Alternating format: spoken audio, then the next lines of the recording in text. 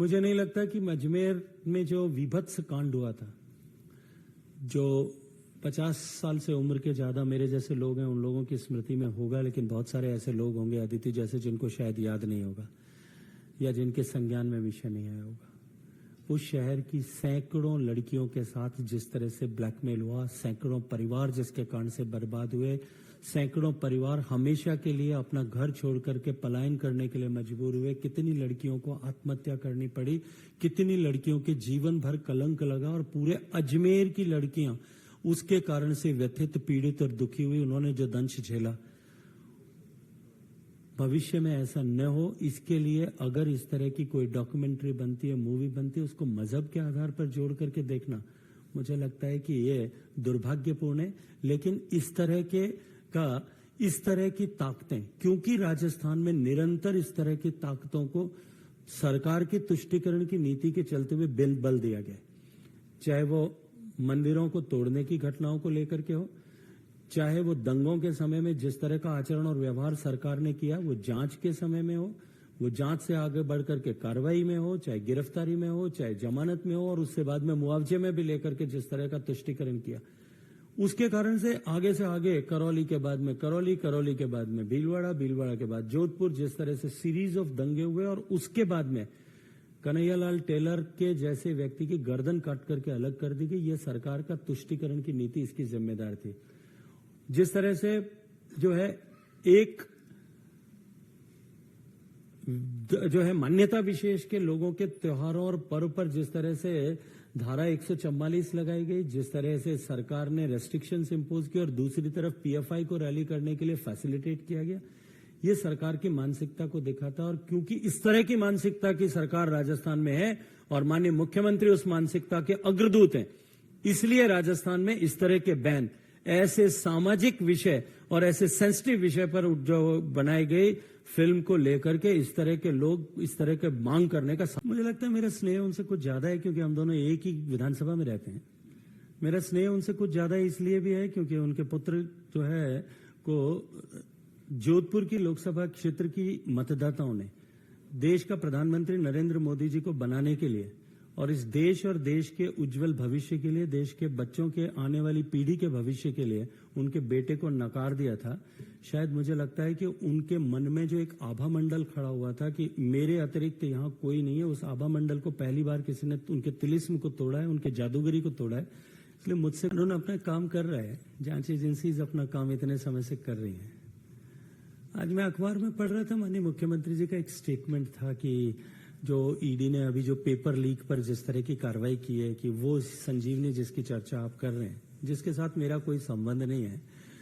संबंध स्थापित करने की प्रयास जो है माननीय मुख्यमंत्री जी और उनकी प्रेरणा से उनकी एजेंसीज, जो मुख्यमंत्री देश भर में खड़े होकर के एजेंसीज की दुरुपयोग की बात करते हैं, वो क्लासिक एग्जाम्पल ऑफ एजेंसीज दुरुपयोग उनके यहाँ है। पत्रकारों के ऊपर जो है दमन जिस तरह से हो रहा है उसकी चर्चा वो देश भर में करते हैं। लोकतंत्र खतरे में है,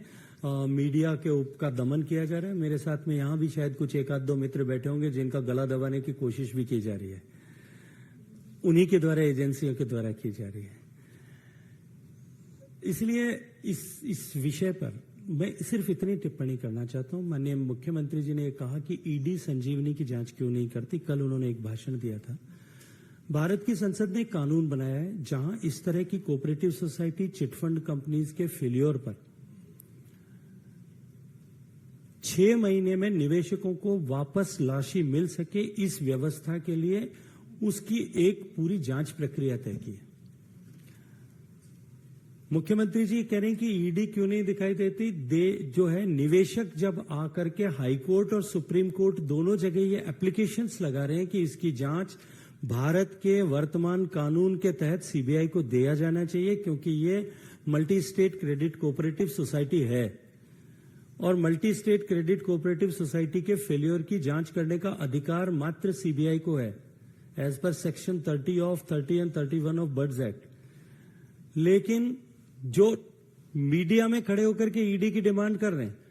और 1-1 करोड़ रुपए जो है वो फीस भुगतान करके देश के सबसे नामी वकीलों को लेकर के वो सीबीआई इसकी जांच न करे, इसके लिए प्रतिरोध कर रहे हैं। क्लासिक एग्जाम्पल है कि जो भारत की संसद का बनाया हुआ कानून जो देश भर में लागू है, उसके धाराओं के तहत केस दर्ज करके उसकी जांच की जो प्रक्रिया है उसको बाधित करने के लिए 1-1 करोड़ रुपए फीस पे करके वकीलों को खड़ा करके सरकार काम कर रही है। सरकार का इंटेंट मित्र ये है, माननीय भगवान सिंह जी को जो उन्होंने पत्र लिखा है, मैं उसी के परिप्रेक्ष्य में कह रहा हूं कि उन्होंने ये लिखा कि आपने आज तक अपने राजनीतिक प्रतिद्वंदियों को, चाहे अपनी पार्टी के होंगे या विपक्षी पार्टी के होंगे, उन सबको अपनी एजेंसियों के माध्यम से उनके राजनीतिक हत्या का प्रयास किया है। एक बार फिर इस तरह का प्रयास कर रहे हैं, लेकिन उसमें हमको न घसीटें, लेकिन ये स्पष्ट जरूर करें कि आपने अब तक निवेशकों के धनराशि को लौटाने की दिशा में प्रयास करने के बजाय उसमें व्यक्ति विशेष को बिना वजह घसीट करके फंसाने की दिशा में जितनी ऊर्जा लगाई है, ये निश्चित ही 80 रुपए के सिलेंडर पे 200 रुपए की सब्सिडी माननीय प्रधानमंत्री जी की तरफ से ऐसे उज्ज्वला कनेक्शन धारकों को दी जाती है।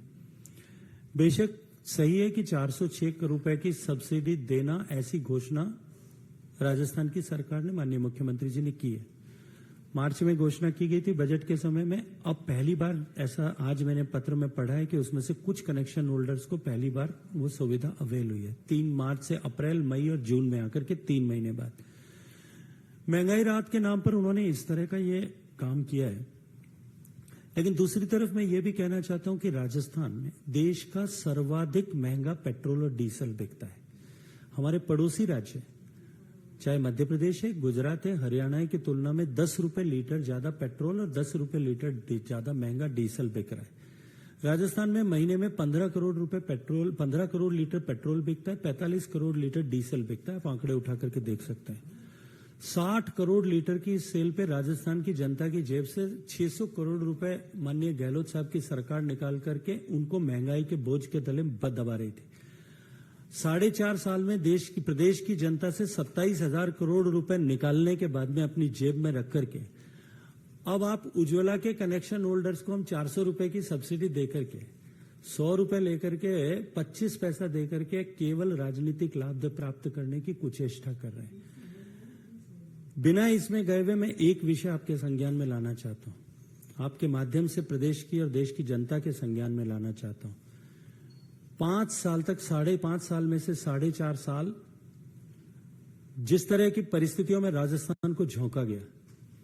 राजस्थान की लॉ एंड ऑर्डर सिचुएशन जिस तरह से कॉम्प्रोमाइज हुई, राजस्थान जिस तरह से हर योजना की इंप्लीमेंटेशन में, चाहे वो प्रदेश की सरकार की खुद की योजना हो या भारत सरकार की योजना हो, उसमें पूर्णतया विफल हुआ। राजस्थान में जिस तरह से महिलाओं के प्रति, दलितों के प्रति, आदिवासियों के प्रति, वनवासियों के प्रति अपमान और अत्याचार की घटनाएं हुई, हिंसा की घटनाएं हुई, राजस्थान में जिस तरह से माफिया सजित हुए, उन सब की मजबूरी, अपने 4.5 साल की फेलियर की मजबूरी को दबाने के लिए अब सरकार को इस तरह की घोषणाएं करके केवल ये गैस की सब्सिडी नहीं, बिजली में भी किसानों को 850 रुपए प्रति माह सब्सिडी राजस्थान में पहले से मिलते थे। हर बिजली कनेक्शन जो किसान का कृषि कनेक्शन है उस पर लगभग 10,000 रुपए प्रति वर्ष। 2 साल तक गहलोत सरकार ने उसको बंद करके 20,000 रुपए प्रति किसान के जेब का चुराने का काम किया, और अब उनको 2,000 यूनिट हम फ्री देंगे, इसकी घोषणा मार्च में की, अभी तक प्रारंभ नहीं हुई। अब कह रहे जो रजिस्ट्रेशन कराएगा उसको देंगे। जुलाई में रजिस्ट्रेशन कंप्लीट होकर के लिस्ट आएंगी, जून तक कैंप चल रहे हैं। जुलाई में बरसात होगी, अगस्त में बरसात होगी, सितंबर में उस पूरे फसल चक्र में किसान को बिजली की आवश्यकता 5%, 10% भी नहीं पड़ती। मैं तो किसान का बेटा हूं, खेती के घर से आता हूं। जब जरूरत नहीं पड़ेगी तब आपको 2,000 यूनिट देंगे, तब तक चुनाव आ जाएंगे। 20,000 रुपए किसान की जेब से निकाल करके उसको 2,000 रुपए का झुंझुना, 2,000 यूनिट का झुंझुना पकड़ाने का सरकार काम